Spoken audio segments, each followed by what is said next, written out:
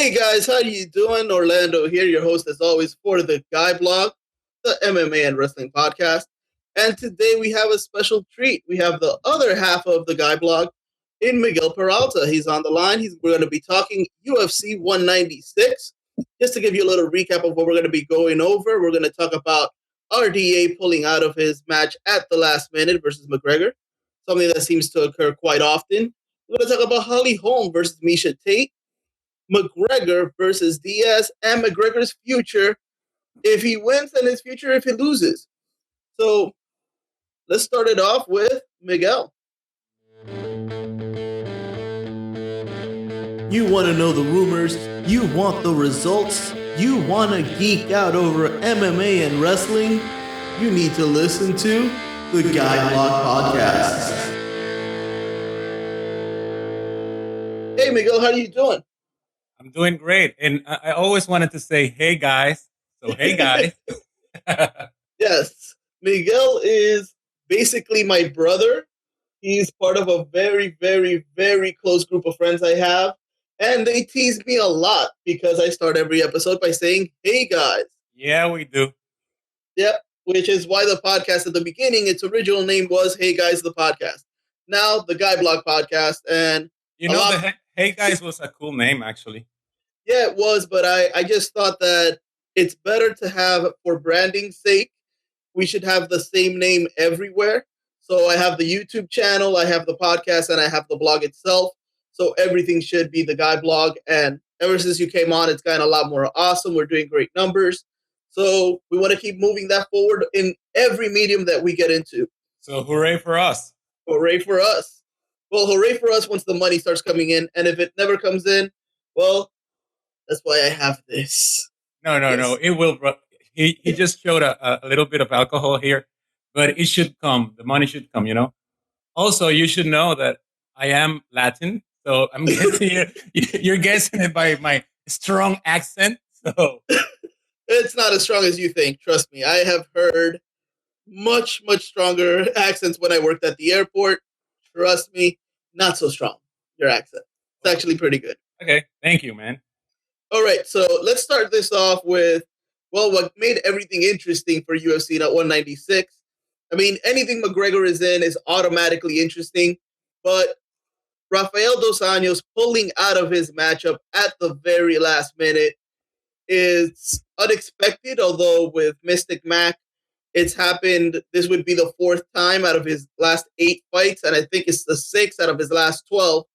So basically, any McGregor fight has a 50-50 chance of his opponent pulling out. I don't know.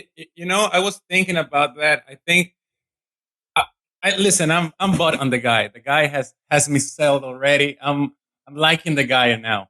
So I'm guessing with Rafael Dos Anjos, he tried too hard. Did you see his training videos? I did not. The problem is that those Brazilian camps tend to go too hard, and they're very, very old school. So we tend to see this happening out of their camps. And the sad thing is happening with their champions.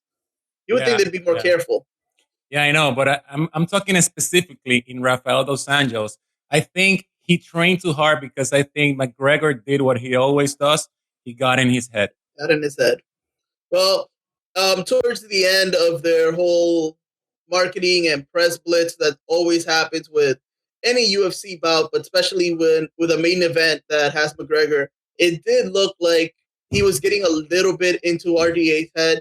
In my estimation, or my thoughts, is very simple. I thought, yeah, he's getting in his head a little bit, but Rafael Dos Anjos is a fighter that I think can handle it. I thought that he could fight angry and fight very well angry. Yes, I think so too. So I was really interested in seeing this match happen because of that, and because RDA has been a beast of lately. He's been an absolute beast. Yes, unlike some fighters, and not naming names, I don't know anything about anybody using or not using or doing anything extracurricular. But after the whole new USADA and all the drug testing is in place and everything going on, this man did not skip a beat. I mean, he was still full on beast mode every match. Yeah. And for him to get hurt the last minute, I thought that any fight that they would get from McGregor was going to be a downgrade. At no time. Who were you rooting for in that fight? Who were you rooting for? Who was I rooting for? I honestly thought that RDA would win that fight. Yes, me too. And I think everybody did. Yeah. I think RDA is a little big for the division, just like Conor, except he's in a division higher. I think he hits really hard. I think RDA is somebody that, even better than Conor, I think he could have gone up to 170 if he wanted to. Mm-hmm. So, all these guys walk around at 175, most of them that are in the 155 division. But I thought this is a guy that could truly hit hard and take hits. Jose Aldo also walks at 170 pounds. Yeah, and that makes it even crazier that he goes down to 145. But, I saw it I thought this was going to be a real testament to how good is Conor McGregor. Because despite the fact that we've seen him in many matches and he's never pulled out, we got to give him credit. I know that he's been hurt because every fighter gets hurt before their fight.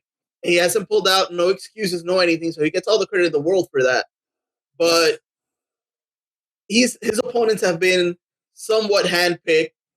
They have been, some of them, Dustin Poirier, legit fight, nothing to take away from him on that one. But then you get something like Dennis Seaver. Yeah, he also got Chad Mendes, But and that's the other half of it. Through no fault of his own, McGregor has been in fights where he mentally obviously is very prepared, but he's physically prepared. He's been having a fight camp. He's ready for a fight. He's been going hard, training, getting ready. And at the last minute, his opponent pulls out. And then we get a guy that was not training for a fight, is not fight ready, coming in to step in versus somebody who obviously is upper level, is a very good, very great, possibly elite fighter. And he's going up against somebody that no matter how good you are, if you don't get a correct training camp, take away the strategy, take away the planning, just getting your body and mind ready for a fight takes more than a week of training. And if you're coming into a fight 2 to 3 weeks out, that means that you're basically getting like a week and a half of training. And then you're literally right off the bat, you're going into weight cutting and just getting ready mentally for the fight. Yeah, that is not enough. In that same mentality, then what would you say about Fabricio Verdum dumping out on Stipe Miocic? No, that to me, that situation is actually, because it would have been the same, Fabricio would have been an advantage, No, hey, that to me is 50% disappointing. 50%, I don't know if to say hilarious or what. It's just weird. He is willing. He feels so confident about his ability to beat Cain Velasquez that no matter what, he was going to go in there against him, injured or not. Yes. But they gave him a fresh fighter, and Stipe was coming off fresh. He was in shape. He was in fighting shape. I don't remember if he just got out of a fight or he was getting ready for a fight. But it's kind of like the Cerrone situation. He just fought Arlovsky. Exactly. So he was coming in. He was in shape. And basically, Verdum looked at it and said, I can take on Velasquez, who's perpetually injured, and I feel I have his number, so I can take on him injured. But if you're going to give me a younger guy, fast, strong, in shape, with a full fight camp, I'm not doing that. I'm not crazy. Yeah, in McGregor's words, that was a pussy move. Can I say pussy here? Oh, hey, you said it, so it's said. And I said it twice. Do you need to edit that? And my editing skills are not at the point where I'm going to start muting and bleeping things. So it's in there. But okay. I'm having a white Russian right now, so it's going to get interesting. Don't worry. When I upload it to iTunes, there's I just put not safe for work. People know what it means. And what are you drinking? I have no idea. It comes in a jar. It has like a peach flavor to it, okay. But I don't know what it is. I really don't know what it is. So you would say that's a Fabricio Verdum's drink. It doesn't have a pineapple or a little umbrella, so no. Okay. But it is delicious. So getting into UFC 196. Let's get into it. What are you rooting for? McGregor or Diaz? Before we get to that, let's talk about the co-main event. And then because the main event is always, as McGregor says, it's the best for last. Yes. Okay. So let's get into Holm versus Misha Tate. Who do you have on this fight? Holm all the way, baby. And why? I mean, it's Holly. Did you see her last fight? You know what's scary about her? It's two things. Her demeanor is one. Her mentality on her face, you can tell by her body language. This woman does not play. She is like all those years in boxing have prepared her for the UFC. This to her is not gonna get to her. She's not under pressure. She can say she's under pressure. She's not under pressure. She's not feeling it like other people would. You know, I was analyzing something we were talking about on the cell phone the other day, and I was watching some of her first fights in the UFC. Yeah. She did not fight like she fought Ronda, man. No, I'm telling you. She was a whole different beast. So and she didn't. It has me wondering, like, what is she gonna bring now in this fight? You know, well, in the UFC, in the open workouts, she was all doing floor things. She was all on the ground. You know, so it has me wondering, Holm is the real deal. Well, I told you. Holm, that was going to be my second point. That the second thing that makes it scary to face Holm was those first two UFC fights. She held back. They went to decision, but she was holding back. Yes, definitely. She knew that she was in line right off the bat to possibly get a fight within a year and a half versus Ronda Rousey, and she was holding back to not show everything she could do, because there's no way she made those types of improvements from her first two fights to what she did to Ronda Rousey. That's not true. No, that's not true. That doesn't happen that quickly. I'm sorry. I agree with you. You know, and with Misha, I think we've seen everything from Misha. You know, we've seen everything from Misha. I think she's on her prime. I'm not saying anything against her, but I think we've seen everything from her. Well, you know what? There's sometimes you have number one, or you have a number one talent, and then you have another talent that's not number two, that you would say it's a 1A talent. And the problem that I see Misha running into in the UFC is that the thing that's a benefit, Holm winning, that she now gets another title shot because she was never going to get against Ronda. No. That the benefit of having this woman come in. The other side of that coin is Misha is great. She's not good. She's an amazing fighter. She's just not quite at the level that Holm is. She's not. Plus, what's going to happen with her if she loses? Who's she going to fight next? She'll become the Michael Bisping of the women's bantamweight division. Exactly. She'll become a gatekeeper. That's what she is. That's what she was prior to Ronda Rousey losing her title. And if she loses to Holm, unless it's by a split decision, she's out of the title picture forever. Yes, I think so too. Did she fight Amanda Nunes already? No, I don't think so, right? I don't think so. I really don't. But it's just, you know what she's going to get? She's going to get a rematch versus Kat Zingano if she loses. Something like that. But really, I mean, look at it. Kat Zingano beat her up. You know, Ronda Rousey did to her what she's done to everybody else. If Holm beats her, really, there's a bunch of women in that division waiting to come up. And, you know, they're not going to say, oh, Misha deserves it again. You know, look at what had to happen for Uriah Faber to get another title shot. Which I don't agree that much, you know.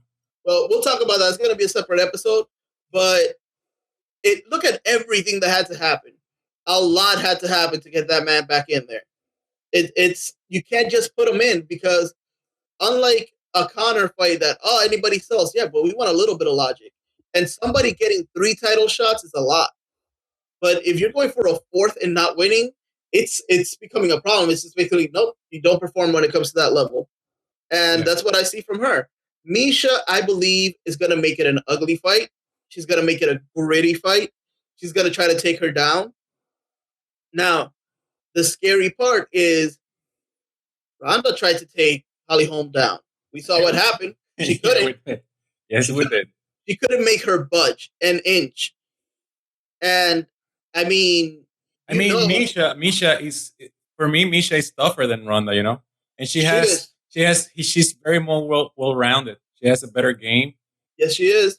So you might wonder, she has a better chance than Ronda. Yes, she does, but it's Holly. I think Holly will destroy her on the feet. Well, this is the thing. Stand-up goes to Holly Holm.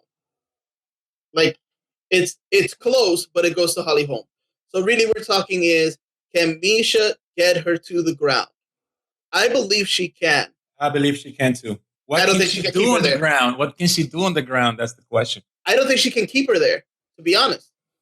I don't think she can keep Holly Holm on the ground. Yes, and that's what happened with these great these great strikers in the UFC. Usually when they don't have a great ground game to be great, what they need is just the ability to get back up and get back up quickly.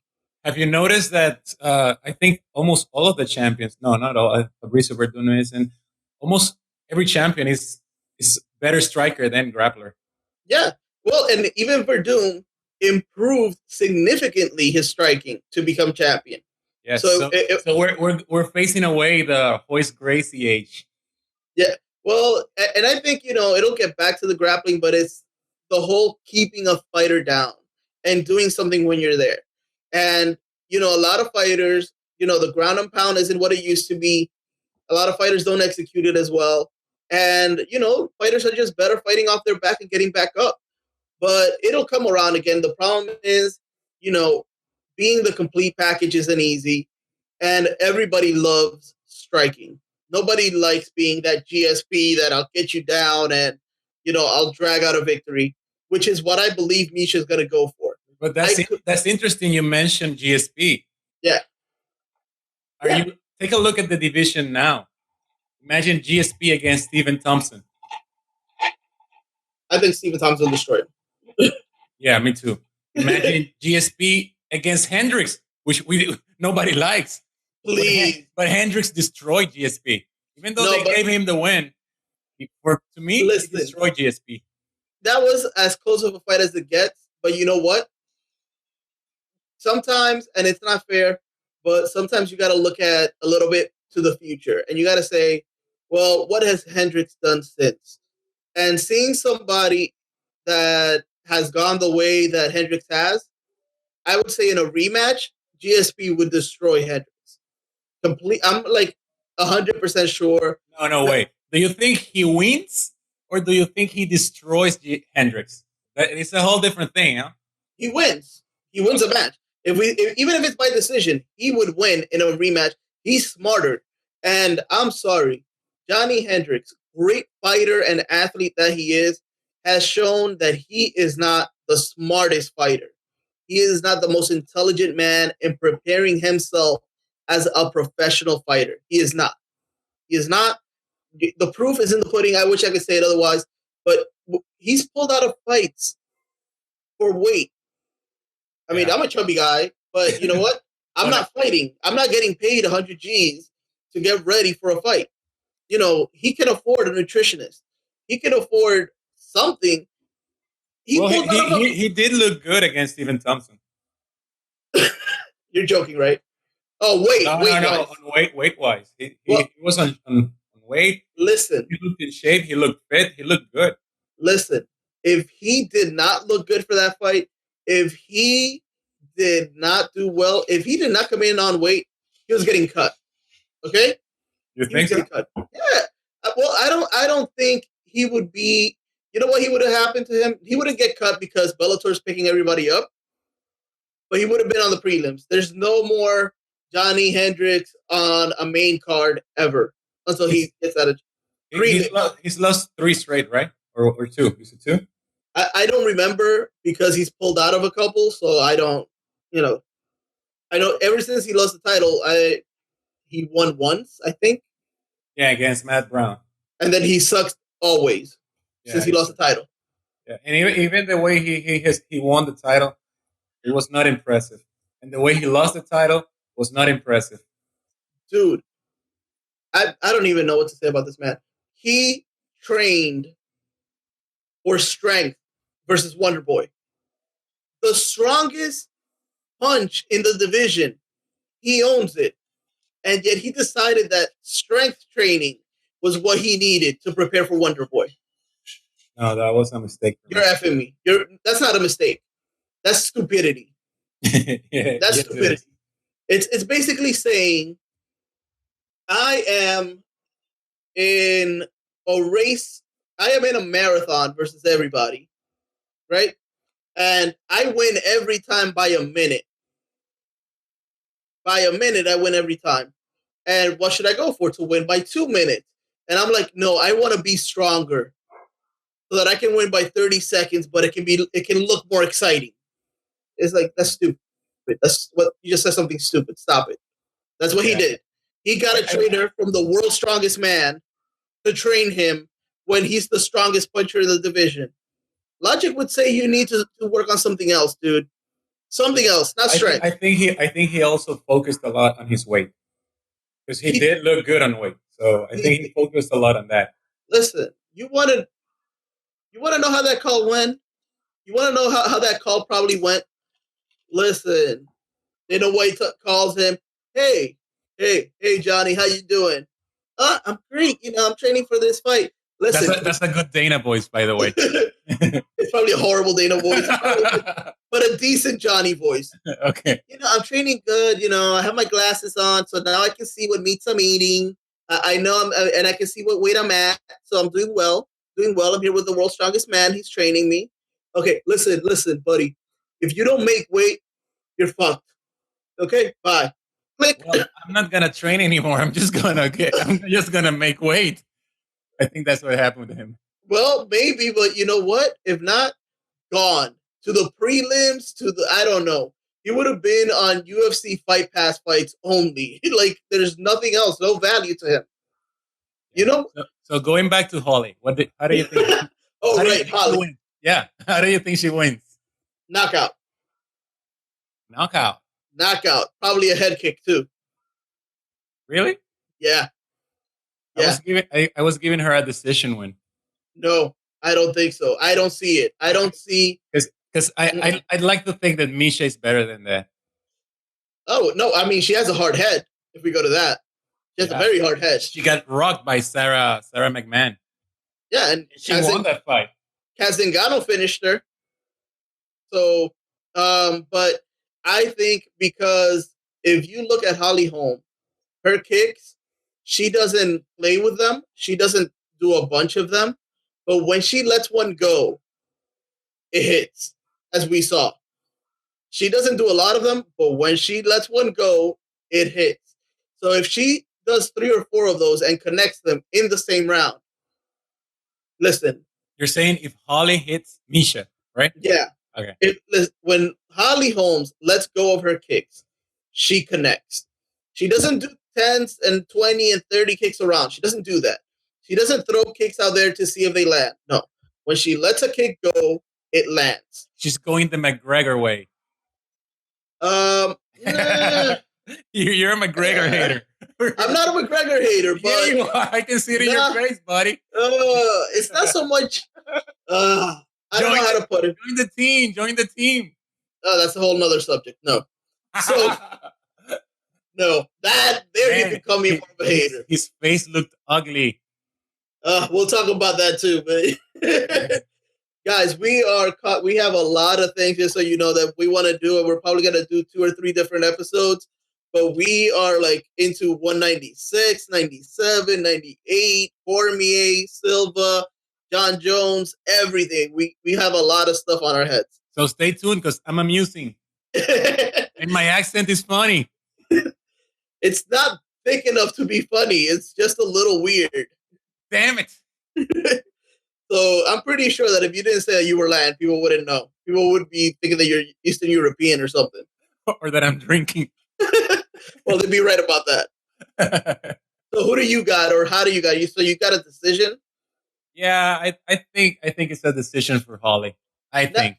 Now, do you think it'll be like but a dominant decision, like Dos Anjos Perez, like a 4-1 round?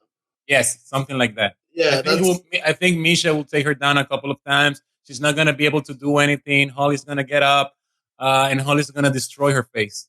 The reason I think it's gonna finish is because she's gonna let Misha. She's not gonna let her, but she's gonna let her try to take her down, and she's gonna tire her out. I think if she makes it to the third, Misha will be tired. She'll be gassed by the third. I really believe that. Misha will be tired. You think? By the third. Let me keep talking. I'm gonna look for something here about Misha. Yeah. She's strong. She's one of the strongest fighters around. She can last. She's very gritty. She's got a lot of stamina. But I just think, remember, who does Holly Holm train with? She's with Greg Jackson. She's in a great camp. The best, the most intelligent camp. The best camp as far as strategy and mindset is where she's at. So Misha has been to the 4th round twice in her career. She has won both those fights, but never to the 5th round. Yeah. So there you go. I don't think, you think decision. I think second round, if it gets to the third, then it ends in the third. But I really think by the second round, she'll be out. Okay. Well, but she might make it to the third, but I don't think she makes it out of the third. I really, really don't. I mean, I'm a Holly fan. I just don't want to take her down so much. I don't either. I'm not. I think she's tough. I think she's very tough. I thought Katzingana was tough, and you saw what happened to her. Yeah. Well, I think Misha's very tough, but I think Holly will have a better strategy for her. And it's about that. I'm talking strategy. I'm not talking, outgun her or this or that. No, just a better strategy to tire her out and then take her out. That's what I think will happen. So we're going to have to see tomorrow. There we go. So that takes us. Man, I'm excited for tomorrow. I mean, I got to say, I'm even more excited than the Dos Anjos McGregor fight. Oh, no, there we go. So the options were allegedly no, the options were Donald Cerrone, who just had a fight, had a full fight camp, did not get hurt. Nothing happened in this fight. Won clean, came out looking the same way he went in. Cerrone was an option. Nate Diaz was an option. Who else was an option? Frankie Edgar was an option, and Aldo was an option. That was an option. And a couple of guys were tweeting about it and calling Dana, like Pettis was calling Dana. Don't mention that name. Eddie Don't mention that name. I don't know what. He was the champ at once, boy. You know what? Johnny Hendricks was the champ at one point. Don't mention that name. Exactly. Don't mention that name again. So this is becoming like WWE levels of who's been a champ. Everybody's had a turn. So yeah. No, I don't even know Pettis after his last fight what the hell he was talking about. He's out of his mind. I guess he needs money because no person in their right mind is asking. Listen, I like Alvarez, but that was a sloppy performance. No, it wasn't. I didn't like it at all. It wasn't. It was boring. It was even more boring than St. Pierre. But you know what? That's a lot to say, It is a lot to say, but you know what he did? He saw what RDA did to him, to Pettis. He did the same thing. That's what works against Pettis.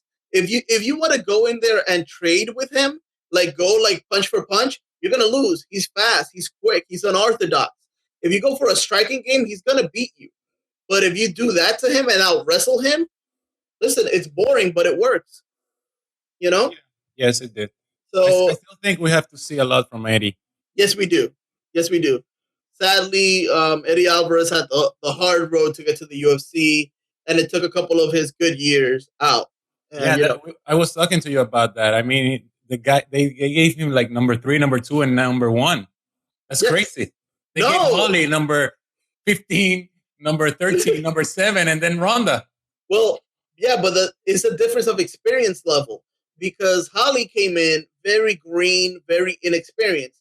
Eddie came as the best at that weight outside of the UFC. And the only reason he was coming in for a straight title shot, but got blocked by Bellator.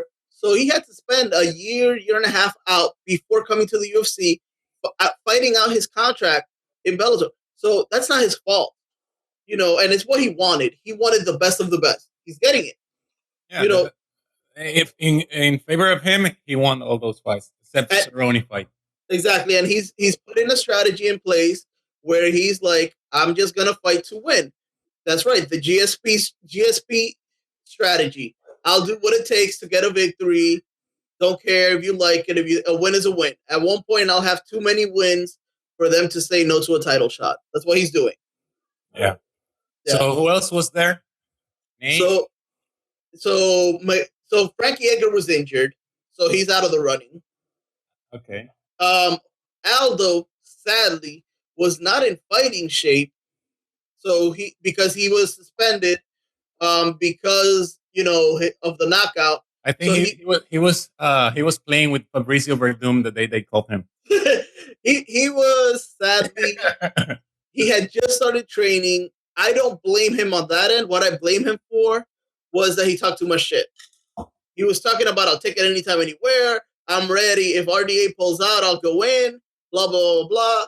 And then but he said that he was not in fighting shape, but then he said this is not a cockfight. So I don't know, man. I think I agree with him. Listen, I'm good with his reason for not taking the fight. 2 losses to McGregor would screw him completely and his legacy. Fine. But don't talk shit. Exactly. Don't talk shit until you're ready to take the fight. Once you're like, I could fight him today, be ready in case they call you and say, can you fight him today? Because last thing you want to hear is somebody puffing their chest saying, I'm ready to go anytime, anywhere. All right, tomorrow. Tomorrow's not a good day. I got to take my wife. My kid has ballet. Can we do it in a couple of months? Like that's not a good look. Yeah, that's why I'm liking McGregor every time. Because imagine that your savings, man, and you go to a UFC event, and all of a sudden the event, one of the guys gets the headliners. Yeah, pulls out, and then the other one says, "Oh, I'm not gonna fight anymore." Yeah, no, I completely agree with that, and I give him all the credit for that. But you know what? McGregor has something that everybody else doesn't have. Who? He's got Ido Portal. He's got Ido. He's got Ido. In Ido, he trusts. Ido was gonna levitate him out of the building when Nate and his crew got angry. Oh, listen. Ido started talking real tough, real quick on Facebook. You better calm down. Listen, Ido is jacked. Have you seen Ido? He's in shape, but he's in shape. He looks strong. Oh, he'll smack the shit out of you and me. Yeah, I think he can move stuff with his hands or something. He has these kinetics powers. Is it kinetics? Kinetics? Is it like that? Telekinesis. There we go. Well, I don't know. Well, by all of our talking, the point is that they said no to Cerrone and they say yes to Nate. So Nate Diaz is in. God bless Nate. God, did that fight actually become an upgrade as far as the hype? Yes, it did. Wow. The UFC smart. Who else was going to sell the fight as well as it's selling right now? Or better. If it's not Nate. Or better. They saved that event completely, and maybe they improved it. Yeah. Well, the funny thing, that press conference is burned in my head. I believe that first press conference, and obviously we've already established this is already going to be an episode that is not safe for words, and it has one of the Diaz brothers in it, so it's not going to be safe for work. But oh my God, when Conor McGregor was talking shit and talking about his belt and, he didn't want this, he didn't want that, they're afraid, blah, blah. And Nate Diaz comes in out of nowhere and is like, I don't give a fuck. I don't give a fuck about you. about your fucking belt. And Conor tries to talk over him, and Nate is just like, I don't give a, and I don't give a. I was like, I don't give a fuck either. Well, it was hilarious. Come on, a couple of times you could see that Conor was taken aback, not scared, not afraid, not nervous, but not in control, which is what he usually is. Yeah, I think he was a little bit surprised that anyone could answer him. Especially somebody like answer him. Exactly, especially like a Diaz brother, who's tend to be very quiet, very, very, very bad public speakers. So they usually don't talk because they are very awkward with a microphone. But hey, to say fuck you, he still is awkward, man. it still is, but it's hilarious. It was hilarious when he said, it sounds exactly like Mike Tyson. When he said, "You fought 3 midgets, and now you all puffed up. You ain't shit, nigga." It was like, whoa. And I apologize for the N-word, but it was like, I was like, damn. It was just wow. It was. Yeah, It was too much. It was too good. Yeah, Nate is crazy. Yeah, but McGregor is crazy as well. No, McGregor is calculating. He's not crazy. He's calculating, and it's two very different things. And that's why even in the weigh-ins, the press conference, before everything, there's been moments where the craziness, the real craziness of Nate Diaz, you can see that it's gotten to Conor McGregor a little bit, and not in his head, not nervous, not anything like that, but that it keeps catching him off guard because he doesn't expect this type of like, what? Oh, you thought? And also in the last press conference, he was like all over Nate, saying, "Dance for me, Nate. You should respect me because I got you your first $1 million." And Nate is like, "I don't give a fuck." Yeah. he's like, I should not respect you. Why should I respect you? Who are you? Exactly. No, and he told him, like, oh, respect. I'll give him, because the Diaz brothers, yeah, they like their money, like everybody does. If you're gonna give them $1 million, but they're not gonna let somebody talk shit to them over it. Hell no. Did you see the video of the first press conference where Nick tells Nate, if he touches you, I'm gonna whoop his ass. No, yeah, you sent me a picture, but I didn't see the video. Oh, there's a video on the first press conference. When he stuck his fist out and Conor slapped it. Oh, right? Okay. On the second press conference. Yeah, he told him, if he touches you, I'm gonna kick his ass. And that's why they all jumped. But he touched him. And they all jumped up there. And I'm sorry, but your boy Conor was not stepping forward at that point. Nobody was holding him back. Nobody. He had a policeman around. Nobody was touching Conor McGregor. Dana White was all over Nate Diaz, and Conor was just like, "What? What?" I was like, Well, he's selling the fight. That he is, and that's what I mean. I gotta be honest. To me, my opinion, I think he pushed the limit. No, he should not have touched him. Yeah, definitely. Oh, and he didn't touch him. He slapped him. Yeah, he slapped. I send you the minute, 1 minute 37. Nate is rubbing his hand. That was mad funny. But you know what? The truth is, the Nevada Athletic Commission already said that nobody's getting fined over that. But it was fun. Conor should get fined. He should, because Nate did touch him with the fist, but it was more of the fist was there, and Conor, between Nate stepping, and Conor stepping forward, it just like touched him ever so slightly, and he slapped the hell out of his hand. Yeah. You know, hit it hard, man. But again, that's something that, again, I'm telling you, he's calculating, and that little touch he's not expecting, and it pisses him off, and it gets him out of his calculating self. So in those little moments that Diaz gets to him, you see Conor thinking about things that you normally don't see him, thinking about.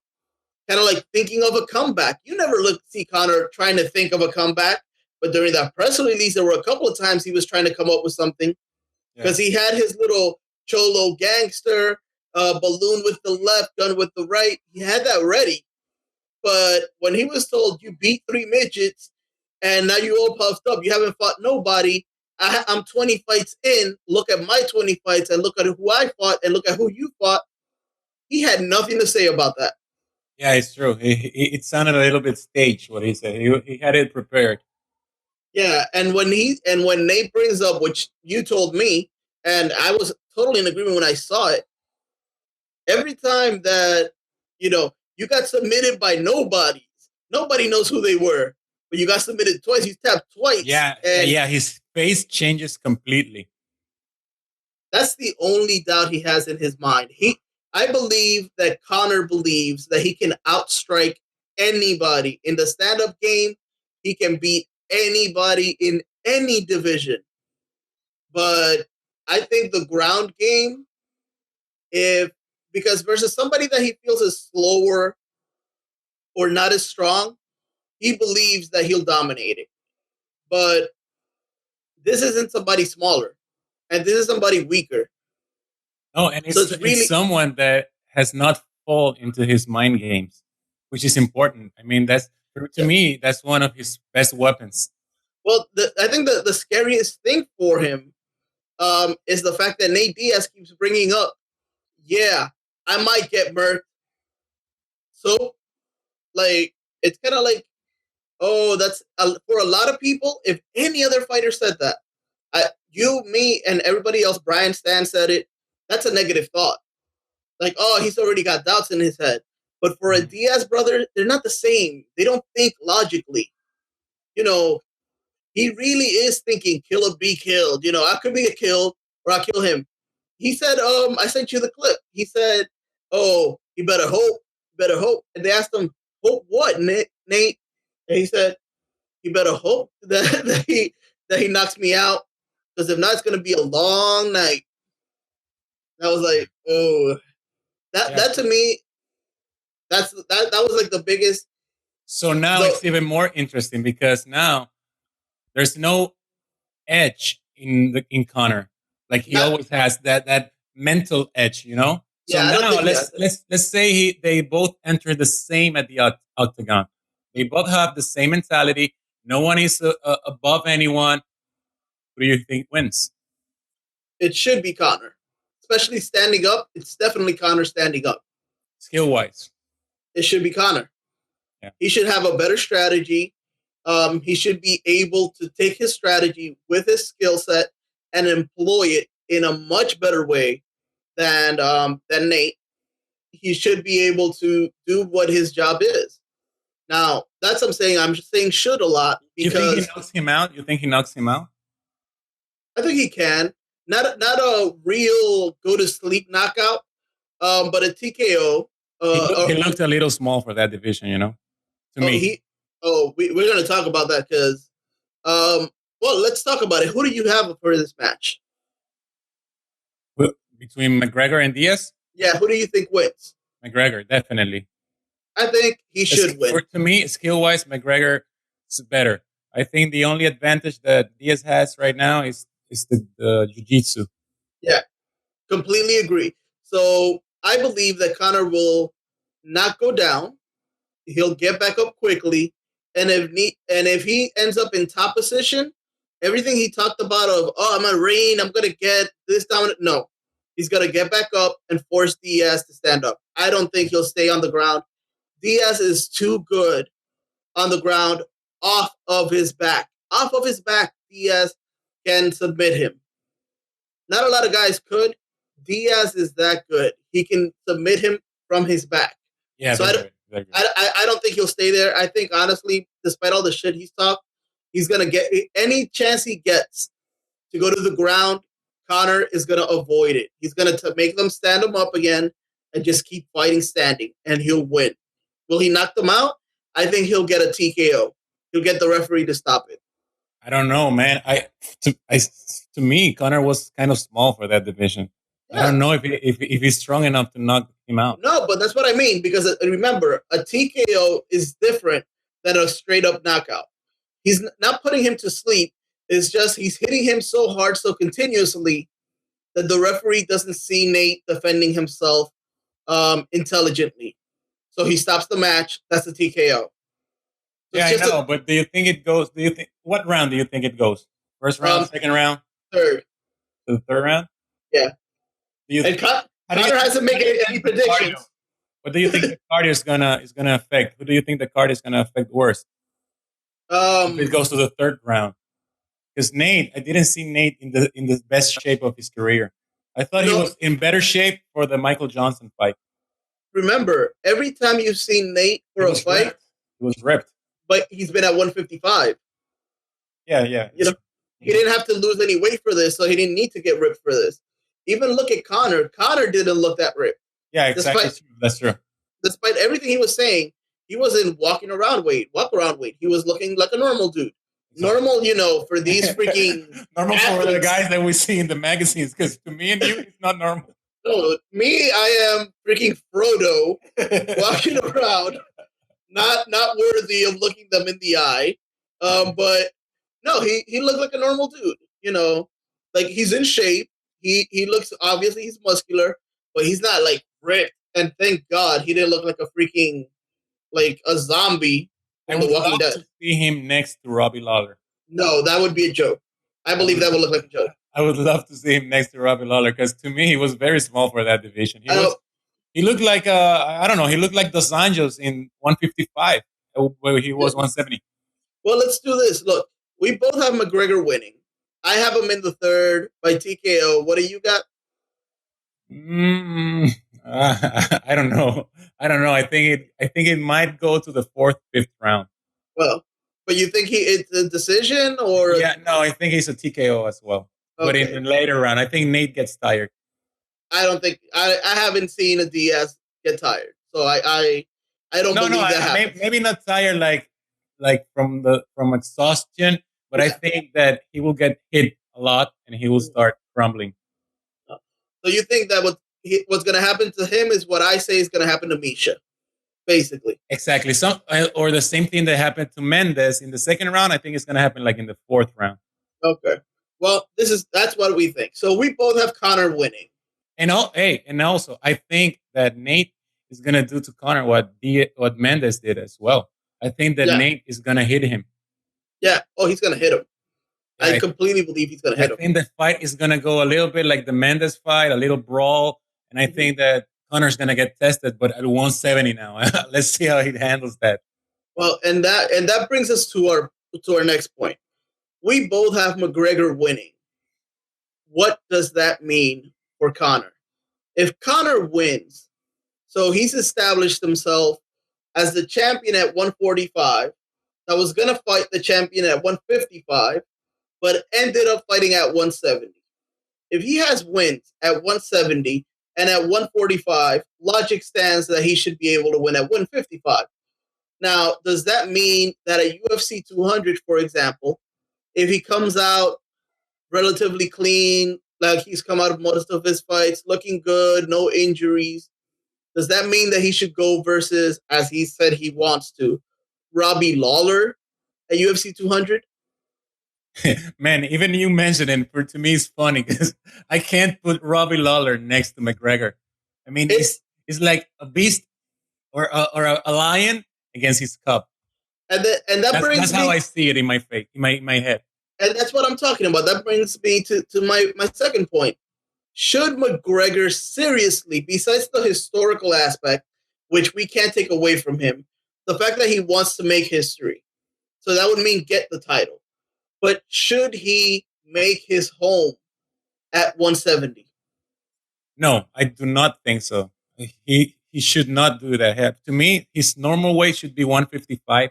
He should fight Dos Anjos for the title. He should fight Kukui. He should fight all those guys. To me, that's his normal weight. That's his natural weight. He even looks good for that weight. He even looks big in that way. I mean, normal. Oh, man. You just mentioned one of my favorite names, Kukui. That boy is a beast. Yeah, beast. To me too. I'm looking forward for him fighting for the title. Yeah, well, if he beats Khabib, he's there. But Alvarez is in the way. Put him against Alvarez, he'll destroy him. I don't see Alvarez beating Kukui. I don't see it. I don't see anyone beating Kukui. Well, maybe Dos Anjos. Maybe. And for everybody that's listening, Kukui is Tony Ferguson. That beast, Tony Ferguson. That man he's not called the Nightmare because that nickname is taken. He's a Latino, represent. Woo! But man, Lord, to see him fight, it is destruction in the octagon. I mean, what was the nickname that Rory McDonald had for a little bit? War God or something like that? What is it? God of War? No. This man, Tony Ferguson, he's a real deal. Like, UFC should be promoting him now.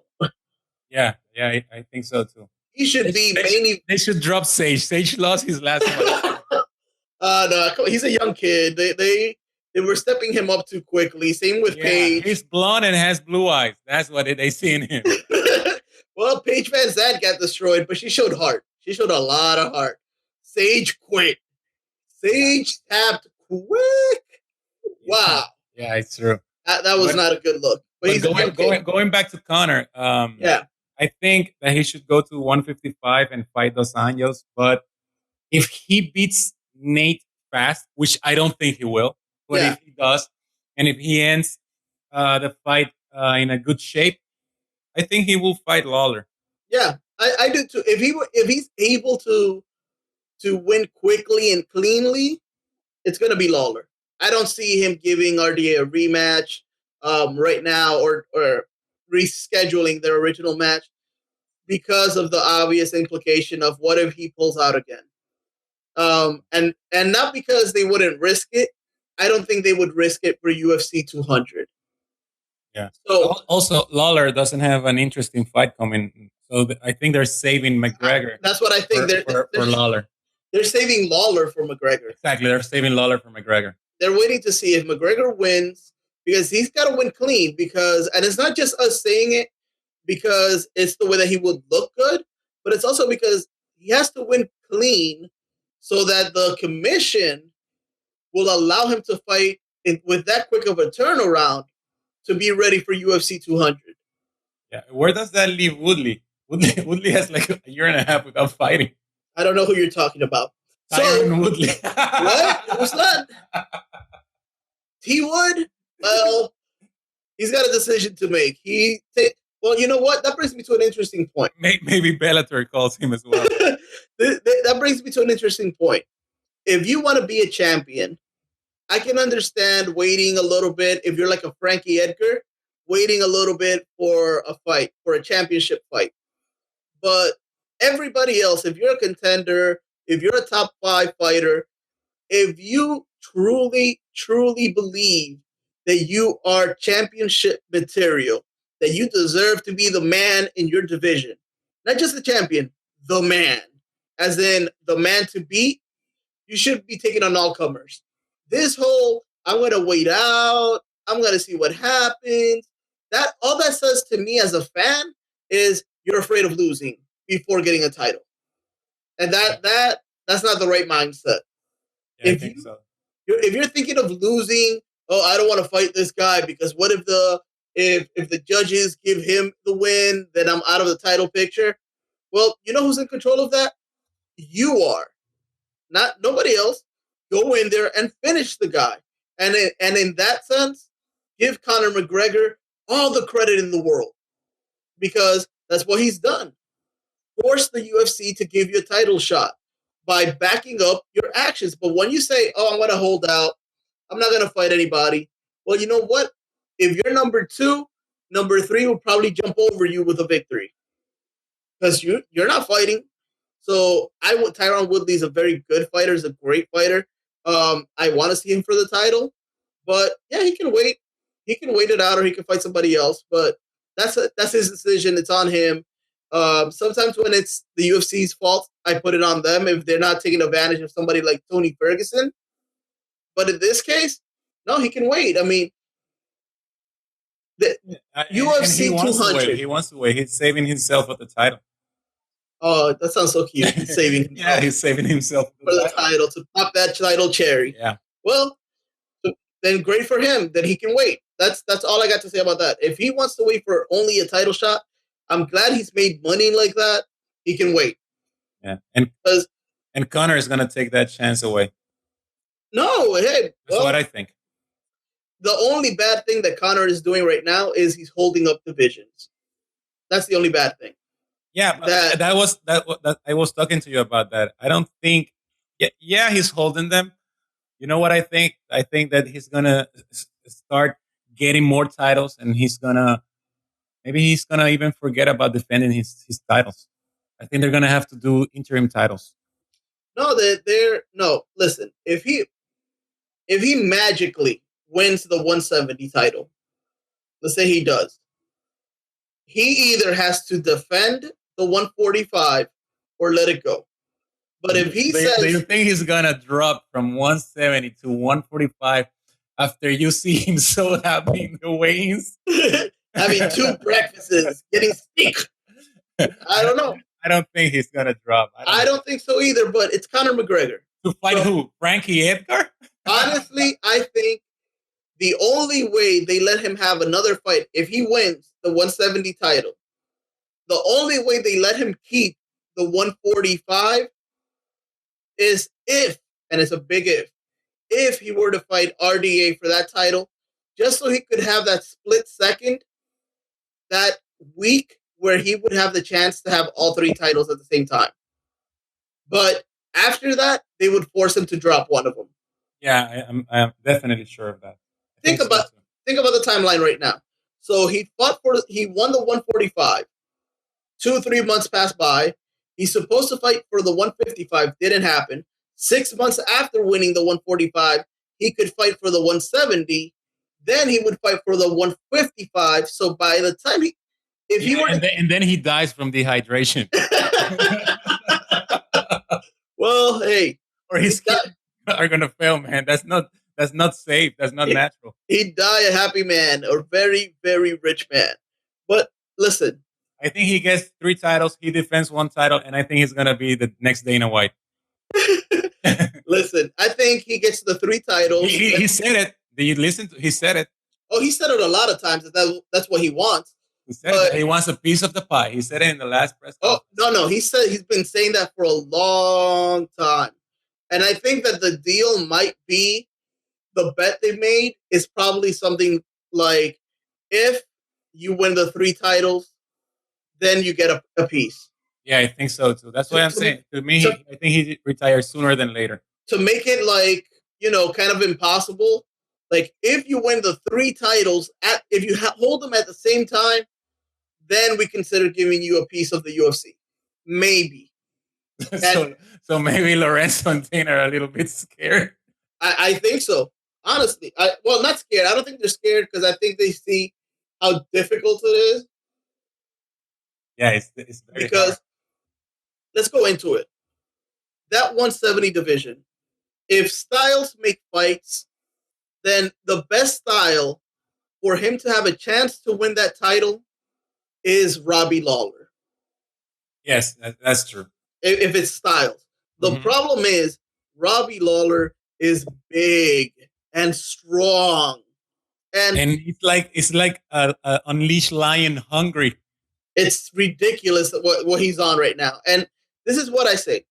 And I was hearing the Fighter and the Kid, and they were going over how weight matters or it doesn't or whatever.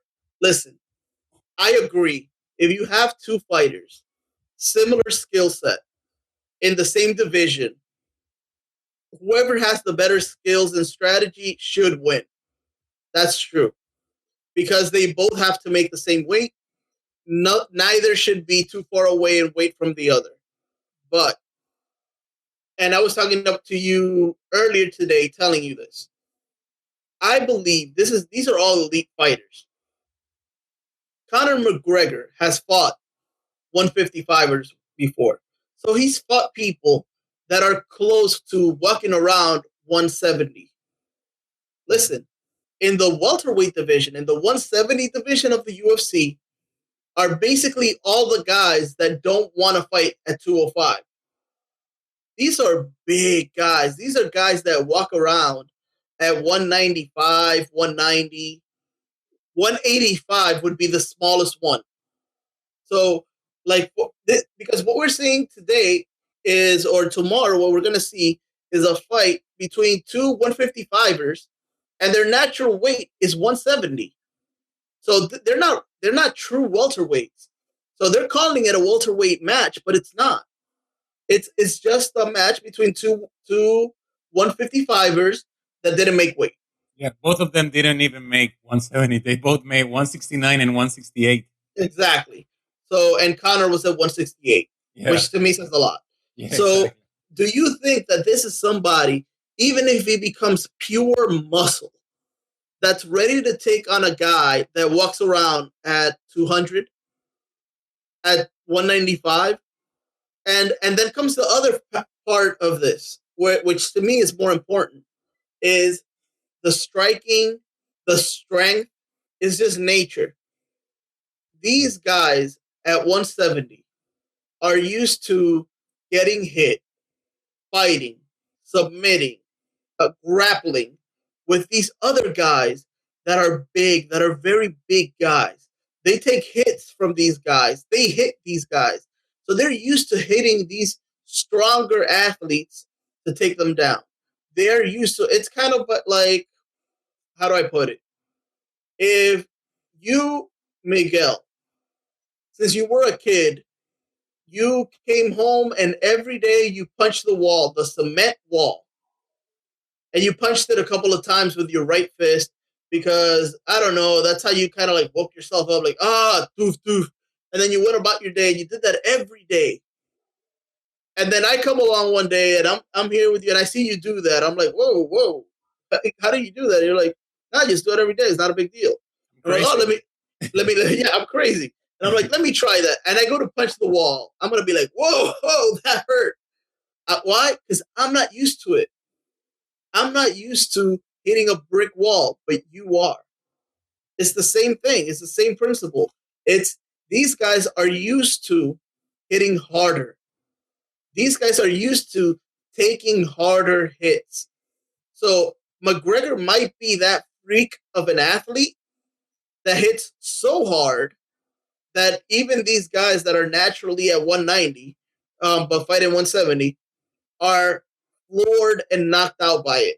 But you've already mentioned doubt.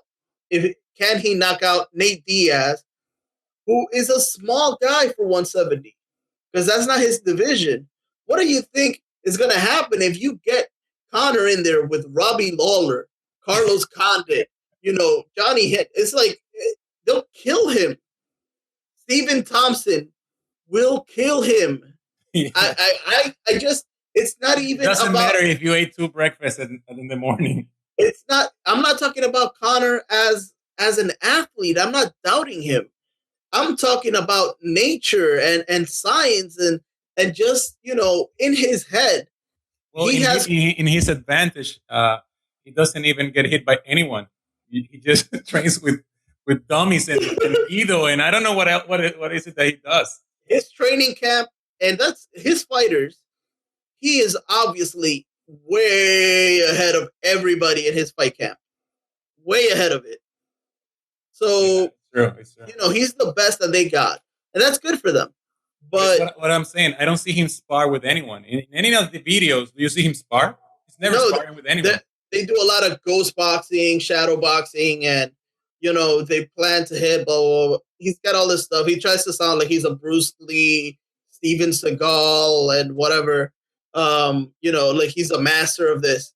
But, did you hear? That can catch up one day. Well, did you hear about, I told you about the tweet, I don't know if you heard it, that I think Brendan Shaw put out, that if you believe that that Anderson Silva is going to decision Michael Bisping in England, then you believe in dragons and movement coaches. Yeah, you told me, yeah. I laughed. And basically, he made a very valid point. He says, look at the top athletes in every single sport, contact or not.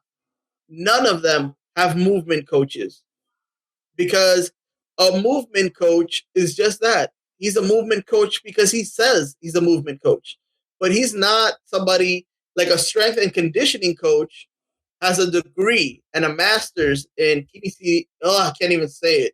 But point is, he studied this. He's got a degree in this. His kinesiology. I can't even. This is a very good drink. So, point is, who are you talking about? Were you going to say Steven Seagal? No, it's kinesiology. I think is the correct term. But it's basically strength and conditioning coaches. They go to college, they get a bachelor's, they get a master's to train these professional athletes. When you bring in a movement coach doesn't have any degrees, any certification. Like if you, Miguel, say that you are a movement coach because you're a certified trainer, right? You're a personal trainer, certified. Yeah. If you say tomorrow that you're a movement coach, guess what? I'm a movement coach. Boom! So you see him doing all these strange things with Ito, and they made a very, on the Fighter and the Kid and in the Joe Rogan podcast, they made a very good point on both instances, which is that's a very, very, very small part of Conor McGregor's success. How much does a movement coach charge? You'd have to ask Ito. It'd be interesting to call myself a movement coach now. Ask Ito. Start charging like what, $100 an hour? Hey, start taking people to the beach, play butt touch, and all that good stuff, as Diaz says it. But I mean, it's what good stuff? Do you think butt touching is a good stuff? Well, it depends. Are you training men or women? I don't know. But the point is that, yeah, it could be part of his success, but it's a small part. Conor trains, obviously, at a very high level himself. He holds himself to very, very high standards, and he achieves what he sets out to do. But there comes a point where your mind can take you to a place, but your body can't, So yes. if I want to, let's say, run a mile in 7 minutes, I can train to do that. Mm-hmm. If I want to jump higher, I can train to do that. But if I want to train to punch harder, I can train to do that. I can train, I did a little jiu-jitsu. You remember, I've done taekwondo. I can get into it, go to a gym and train to do that. But if I say, I want to be able to punch as hard as Robbie Lawler, I could train day and night. It's not going to happen. No, it's not. It's not going to happen. It's just plus you only got to like green in taekwondo, so it's not going to happen. I was a purple belt. You were a purple belt? Yeah, I got far. If I would have actually when I switched schools, I started from zero. If I had told them that where I was at, I could have gone to a black belt probably, but I quit before that. I only did it for fun. It wasn't. I liked the sport of just to do it. I wasn't about like levels and all that crap. But getting back to it, McGregor, the best thing that I did here, and I think it was on the Joe Rogan podcast, is, and the most truthful thing, and it's what we're getting to with the Fertitas and Dana White, is Conor is great. Conor gets everything he wants because he can say whatever the F he wants. He can do whatever the F he wants. They'll give him everything he wants. He can talk all that shit about every division until he loses. Yeah, it's true.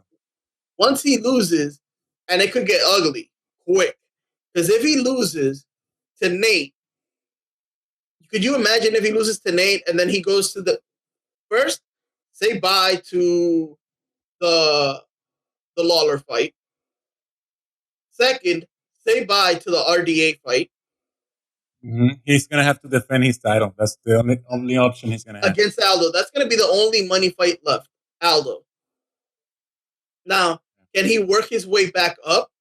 Yes, because he's going to have that RDA fight waiting for him. But it's going to be waiting for him after he wins again. So you think that if he loses now, they are going to deny him the Dos Anjos fight? You think? Yes. He doesn't get that fight. Really? But I don't think he does. I mean, he saved this event. He did. I think they owe him that. Yeah, Dana White and the Fertitas, they give you what they owe you until they can get back the reins. And honestly, a loss to Nate Diaz at 170, because this is different. This is the other part. Even if it was Cerrone, but he's not fighting a true 170. He's fighting a 155er. So if he loses to Nate Diaz, they will say, you just lost to somebody that's at the same level as RDA. Mm-hmm. Same division. So yeah, he's like number 5, I think, in the lightweight. Exactly. So he's not even a top 3. So if Nate Diaz wins, he goes up in that division probably. But RDA, I don't think that fight will be there. Dana White will pull out right away, start talking about, well, we've held the title for too long. We're only doing it because he was chasing history and he won all these times. We appreciate everything he's done for us, but he needs to defend that title. That's what it's going to become. I'm telling you right now. And especially with Aldo back. He's got a lot of fans in his advantage. Oh, he does. And they'll probably tell him what I'm telling you right now. They'll tell the fans, they'll say, all he has to do is defend that title once, and then he'll get RDA. Because think of this. RDA has an injured foot. It's broken. So even if he wants him right now, he can't get him. They're not going to give him Lawler after losing at 170 to Nate Diaz. Because if you lose to Nate Diaz, Lawler will fuck you up. So we know that division isn't for you anymore. So what's the only fight left for UFC 200, which would be a big money fight for Conor? And Aldo. Listen, you got to think of something. Let's say because we're always saying, let's say he wins. Yeah. But now let's say he loses. And how does he lose? Let's say, what happens if he gets so beat up that he can't even fight in UFC 200? Well, if that happens, and that's what I think, if that were to happen, if he were to lose ugly, it could be a very quick downfall. Because that can get in his head.